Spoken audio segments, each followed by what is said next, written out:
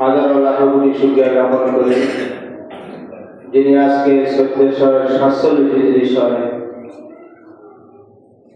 জমাদিউল আওয়াল মাসে পঞ্চমতম খুতবা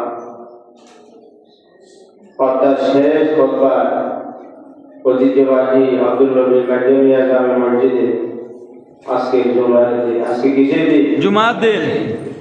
উচ্চস্বরে বলি দিন আজকে কিসের দিন? জুমার দিন। এই কথা বলার শক্তি দিয়েছেন কে? আল্লাহ। মাঝে মাঝে আমাদের সমস্যা হয়, নানা রকমের এই যে এখন যে শীতের আমেজের কারণে সর্দি কাশি এই সমস্ত জিনিসের কারণে মানুষের সমস্যা।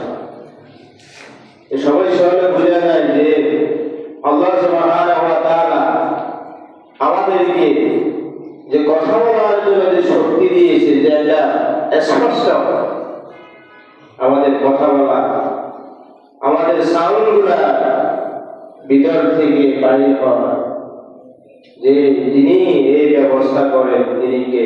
আল্লাহ। যে আল্লাহ সুবহানাহু ওয়া তাআলা আমাদের জন্য স্পষ্ট কথাগুলা বাইরে করার ব্যবস্থা করে দিয়েছে। এর থেকে আল্লাহর কাছে আমাদের পাওনা আর কিছু হতে পারে না। সে শুকরান, সে শুকরিয়া আমরা শেষ করে কখনো সম্ভব না। সেজন্য আজকে জুমার দিন যিনি আমাদেরকে আজকে আব্দুল নবী মাধ্যমিয়া জামে মসজিদে জমাদিউল আওয়াল মাসের প্রথম জুমা যিনি আমাদেরকে এখানে আসার সুযোগ করে দিয়েছেন, তিনি আর কেউ নয়, তিনি হচ্ছেন আল্লাহ সুবহানাহু ওয়া তাআলা। তিনি আমাদের রব, তিনি আমাদের কি? রব। তিনি আমাদের সব, তিনি আমাদের হায়াত দাতা, তিনি আমাদের রিজিক দাতা, তিনি আমাদের সবসময় হেফাজতকারী। তিনি হচ্ছে কে?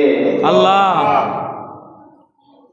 এই জন্য আয়াতুল কুরসিতে আমরা পড়ি থাকি আল্লাহু লা ইলাহা ইল্লা হুয়াল হাইয়ুল কাইয়ুম লা তাখুযুহু সিনাতুন ওয়া লা নাওম লাহু মা ফিস সামাওয়াতি ওয়া মা ফিল আরদি মান যাল্লাযী। আল্লাহ সুবহানাহু ওয়া তাআলা